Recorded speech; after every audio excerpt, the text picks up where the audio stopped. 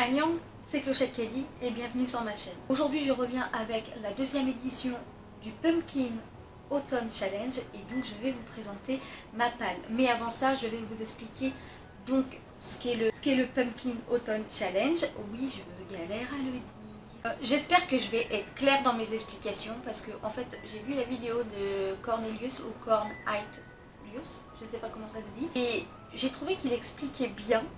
Et du coup ça m'a mis la pression. Je me suis dit il faut que j'essaye de faire bien aussi. Donc pour le pack Pumpkin Autumn Challenge, j'ai mon cahier. Le challenge a lieu du 1er septembre au 30 novembre 2018. Donc soit pour le printemps, ça fait la transition avec l'hiver qui arrive où on aura le Cold Winter Challenge. Mais pas encore maintenant, pour l'instant on vous parle du pack. Nous avons trois options mais je n'en ai noté que deux. Donc la première option, je valide les trois sous-catégories avec au moins 2 livres d'un menu. Donc c'est à dire que vous pouvez prendre 2 livres mais vous prenez un menu donc sur les 4 et vous prenez vous choisissez vos livres et vous n'avez que 2 livres.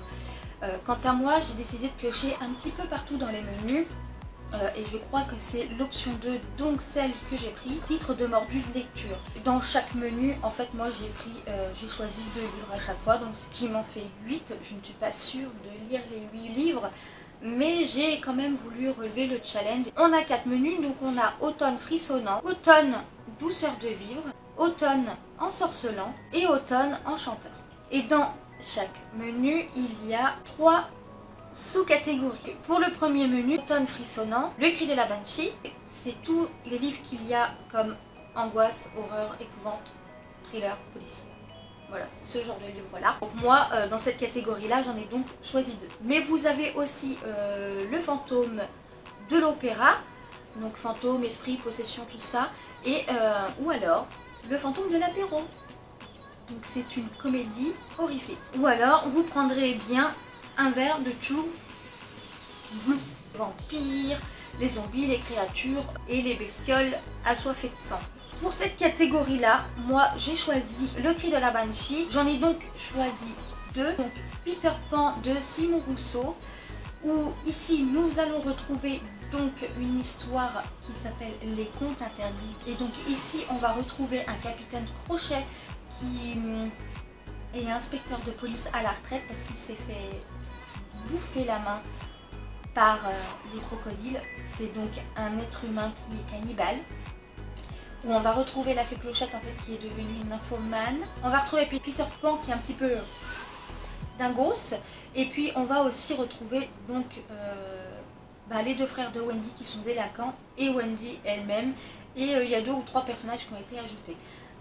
Je l'ai lu, je l'ai bien aimé, mais je vous en parlerai donc dans une prochaine vidéo. Et pour continuer dans la même catégorie, j'ai choisi donc Les 3 petits cochons avec Christian Boivin, toujours des contes interdits. Donc ici nous allons pas retrouver l'histoire des 3 petits cochons. Ici nous allons retrouver un homme qui retrouve sa sœur morte, sachant que lui à la base est un tueur à gages et il va retrouver sa soeur morte. Et on va avoir aussi une rousse à la libido débridée. Je ne sais pas trop ce que ça signifie. Je n'ai lu que le premier chapitre. Je vous en parle tout bientôt, donc dans un point lecture.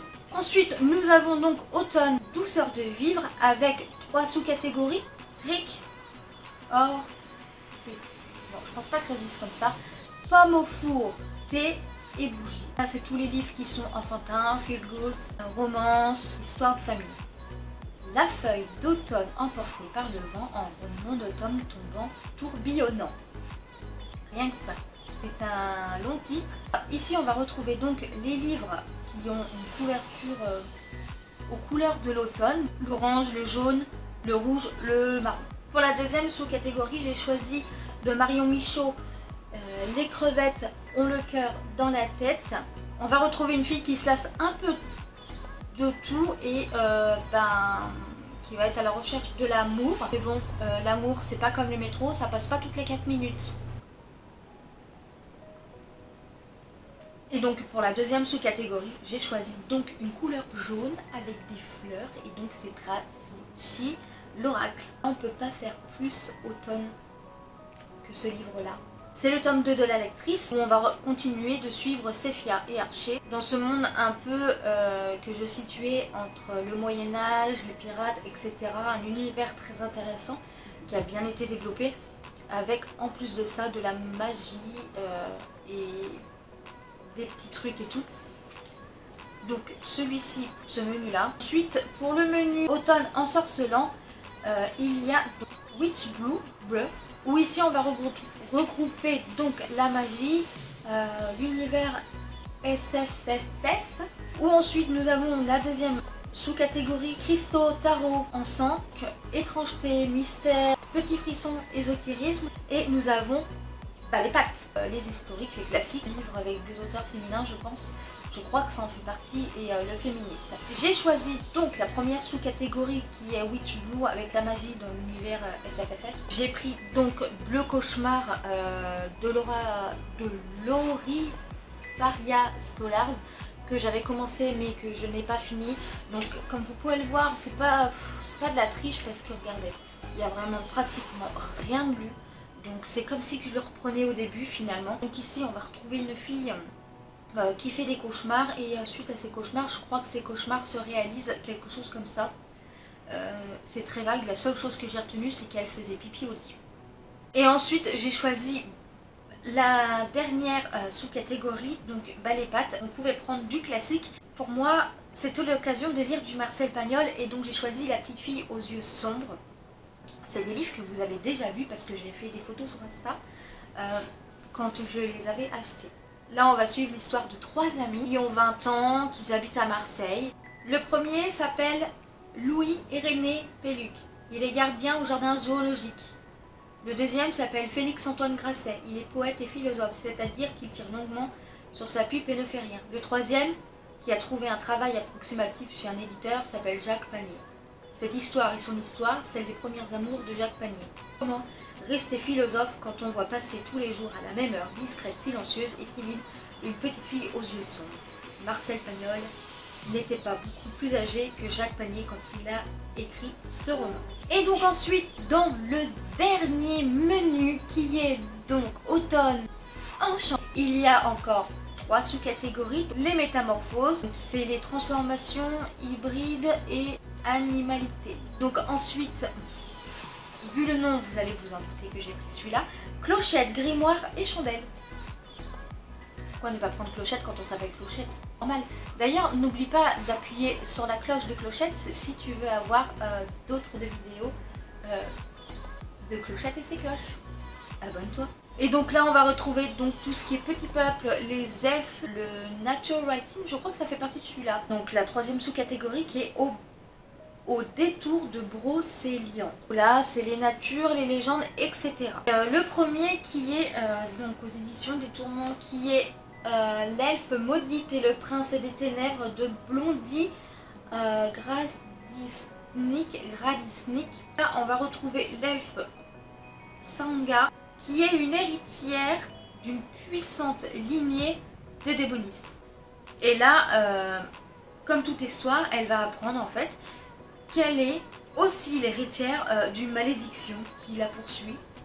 Et donc elle va devoir explorer le monde, un monde vaste, hostile, etc. pour pouvoir savoir ce qui lui est arrivé, comment s'en sortir. Et mais je pense qu'en fait ça va l'amener, comme dans le titre, vers le prince des ténèbres. Ça va être quelque chose parce que d'une part, il est écrit petit. Et en plus ici nous avons une police qui est là nous avons une police qui est assez particulière. Je sais pas si vous verrez, j'y arrive pas. Là c'est une police assez particulière. Ici vous voyez c'est pas du tout pareil.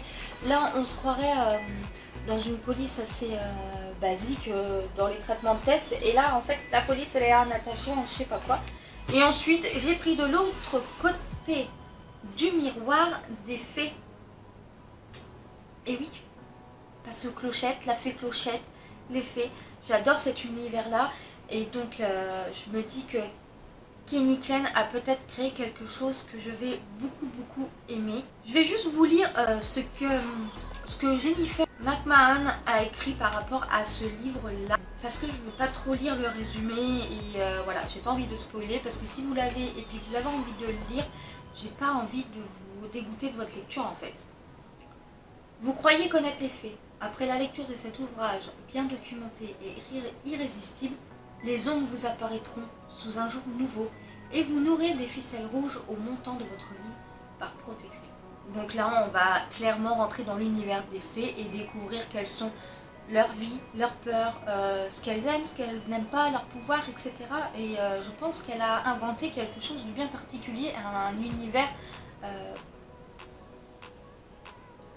un bel univers quoi. Au niveau de ma palle, donc, qui est juste là, vous voyez juste un petit côté, je vais aller dans l'ordre, c'est-à-dire que je vais commencer par le menu 1, après le menu 2, le menu 3 et le menu 4.